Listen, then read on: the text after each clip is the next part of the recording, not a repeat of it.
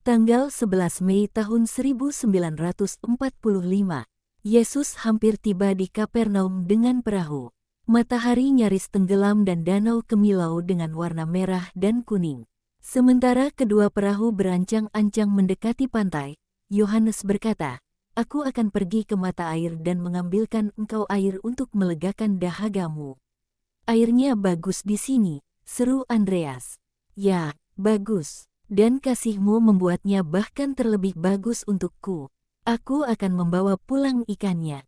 Para perempuan akan mempersiapkannya untuk makan malam.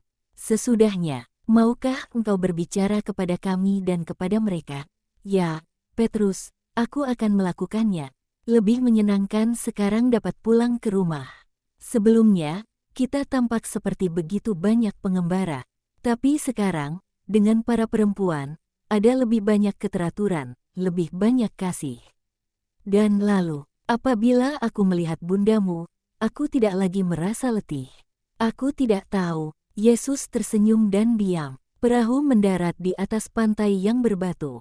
Yohanes dan Andreas, yang mengenakan jubah dalam pendek, melompat ke dalam air dan dengan pertolongan beberapa orang pemuda mereka menarik perahu ke pantai dan menempatkan sebilah papan sebagai dermaga.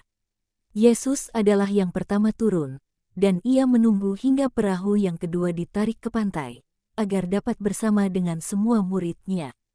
Kemudian, berjalan dengan langkah-langkah santai mereka pergi menuju mata air. Sebuah mata air alami, yang membual tepat di depan desa, dengan berlimpah, sejuk dan dengan kilau keperakan masuk ke dalam sebuah kolam batu. Airnya sangat jernih hingga membangkitkan hasrat orang untuk meminumnya. Yohanes, yang tadi berlari mendahului dengan sebuah ampora, telah kembali dan ia menyerahkan ampora yang menetes kepada Yesus, yang minum banyak darinya. "Betapa hausnya engkau, guruku, dan aku, begitu bodoh, tadi tidak membawa air." "Tak mengapa, Yohanes, semuanya sudah berakhir," dan ia membelainya.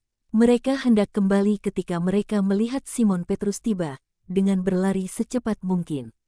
Tadi ia pulang untuk mengantarkan ikan. "Guru, guru," ia berteriak dengan tersengal-sengal. Desa gempar, sebab satu-satunya cucu Eli, si Farisi, sedang meregang nyawa akibat digigit ular. Anak itu pergi bersama kakeknya, berlawanan dengan kehendak ibunya, ke hutan kecil zaitun mereka. Eli sedang mengawasi beberapa pekerjaan, sementara si bocah bermain dekat akar sebuah pohon zaitun tua. Dia memasukkan tangannya ke dalam sebuah lubang, berharap dapat menemukan seekor kadal, tapi dia mendapatkan ular. Laki-laki tua itu tampak sangat sedih hingga nyaris kehilangan akal. Ibu si anak, yang kebetulan membenci ayah mertuanya, apalagi hal itu terjadi, menuduhnya sebagai seorang pembunuh. Anak itu semakin dingin dari waktu ke waktu. Meski keluarga, mereka tidak mengasihi satu sama lain, dan pastilah mereka tidak memiliki hubungan dekat. Kebencian dalam keluarga tidak pernah merupakan suatu hal yang baik. "Baiklah, guru, aku katakan bahwa ular-ular tidak mencintai si ular, Eli. Dan mereka telah membunuh ular kecil itu. Aku menyesal bahwa dia melihatku dan dia berteriak mengejarku, 'Apakah guru di sana?' Dan aku merasa iba pada si kecil. Dia seorang anak yang manis dan bukan salahnya bahwa dia adalah cucu seorang Farisi. Tentu saja, itu bukan salahnya." Mereka berjalan menuju desa dan mereka melihat serombongan orang banyak, yang berteriak dan menangis, datang menghampiri mereka, dengan tetua Eli di depan mereka. "Dia telah menemukan kita, marilah kita kembali." "Kenapa?" "Orang tua itu menderita, si tua itu membenci engkau, ingatlah itu. Dia adalah seorang dari para pendakwa pertamamu dan yang paling ganas di bait Allah. Aku ingat bahwa aku adalah kerahiman." Eli tua, dalam keadaan berantakan dan berduka, dengan pakaian acak-acakan, berlari menghampiri Yesus. Kedua tangannya terentang, dan dia menjatuhkan diri di hadapan kakinya sembari berseru, "Kerahiman, kerahiman, ampunilah aku. Janganlah melampiaskan dendammu atas kejahatanku pada seorang kanak-kanak. Hanya engkau satu-satunya yang dapat menolongnya. Allah, Bapamu, telah membawamu kemari. Aku percaya padamu, aku menghormatimu, aku mengasihimu, ampunilah aku telah berlaku tidak adil, seorang pendusta, tapi aku telah dihukum. Waktu-waktu ini saja telah berlaku sebagai penghukuman. Tolonglah aku, dia itu seorang anak, satu-satunya putra dari putraku yang telah meninggal. Dan dia menuduhku telah membunuhnya. Dan dia menangis sambil membentur-benturkan kepalanya ke atas tanah. Ayolah, janganlah menangis seperti itu. Apakah kau ingin mati tanpa dapat merawat cucumu lagi? Dia sekarat, mungkin dia sudah mati. Biarkan aku mati juga, jangan biarkan aku hidup di rumah kosong itu. Oh, hari-hari terakhirku yang mengenaskan. Eli, bangunlah dan marilah kita pergi. Engkau, apakah engkau sungguh mau datang? Tapi, tahukah engkau siapa aku? Seorang laki-laki yang tidak bahagia. Marilah kita pergi. Laki-laki tua itu bangkit dan berkata, aku akan mendahului, tapi larilah, cepat. Dan dia melesat pergi, dengan sangat cepat, sebab keputusasaan menembusi hatinya. Tapi, Tuhan, apakah engkau pikir bahwa engkau akan mengubahnya? Oh, betapa mukjizat yang sia-sia, biarkan ular kecil itu mati, juga si tua itu akan mati patah hati, dan akan berkurang satu di jalanmu. Allah telah mengaturnya, Simon, aku katakan yang sebenarnya, kaulah sekarang ular itu. Yesus dengan sungguh menghalau Petrus, yang menundukkan kepalanya, dan ia pun melanjutkan langkahnya. Dekat alun-alun terbesar di Kapernaum ada sebuah rumah indah di depan mana orang banyak membuat keributan yang mengerikan. Yesus mengarahkan langkahnya ke sana dan hampir tiba ketika si orang tua keluar dari pintu yang terbuka lebar. Dengan diikuti oleh seorang perempuan yang kacau, yang menggendong seorang kanak-kanak yang sangat menderita. Racun telah melumpuhkan organ-organ tubuhnya dan maut sudah menjelang. Tangan kecil yang terluka itu terkulai dengan tanda gigitan ular pada pangkal ibu jarinya. Eli tak dapat berbuat lain selain dari berteriak, Yesus, Yesus, dan Yesus, yang terdesak dan terhimpit oleh orang banyak yang membatasi geraknya, mengambil tangan kecil itu dan membawanya ke mulutnya, menghisap luka, dan lalu menghembus di atas wajah yang seperti lilin dan mata suram yang setengah tertutup. Ia lalu menegakkan diri kembali. Ini, katanya, anak ini sekarang akan bangun. Jangan menakutinya dengan ekspresimu yang sangat sedih itu. Dia akan sudah ketakutan apabila dia teringat akan ular itu.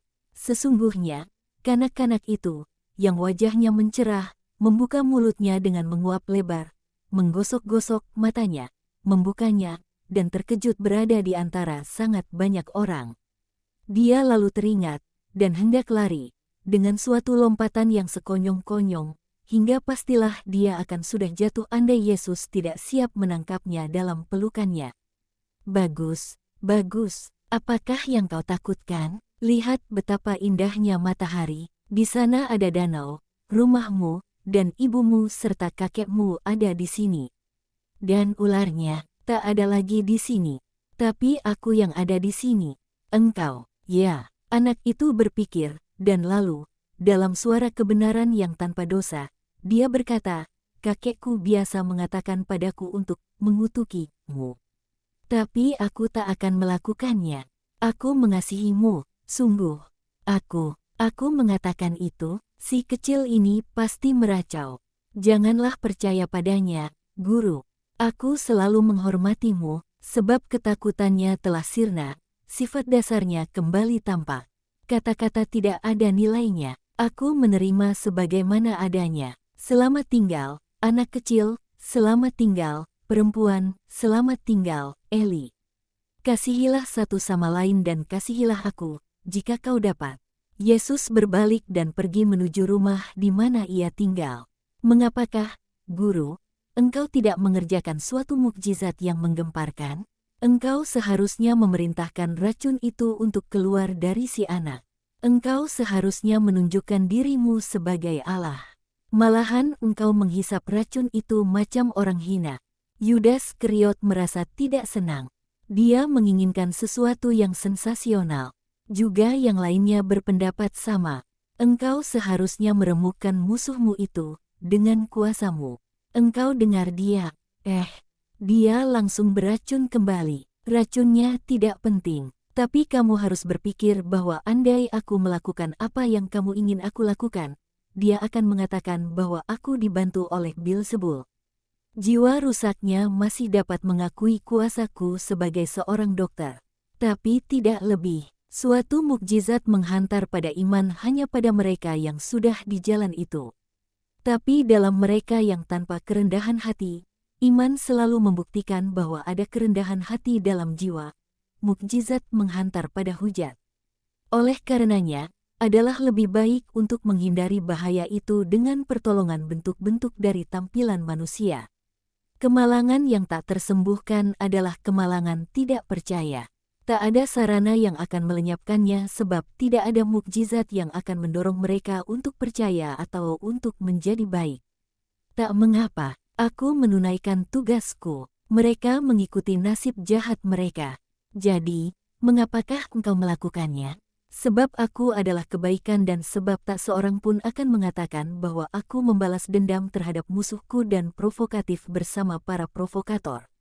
Aku menumpukkan bara di atas kepala mereka, dan mereka menyerahkannya kepadaku supaya aku dapat menumpukannya. Jadilah baik, Yudas anak Simon. Berupayalah untuk tidak berlaku seperti mereka. Dan selesai sudah, marilah kita pergi kepada bundaku. Ia akan bahagia mendengar bahwa aku menyembuhkan seorang kanak-kanak.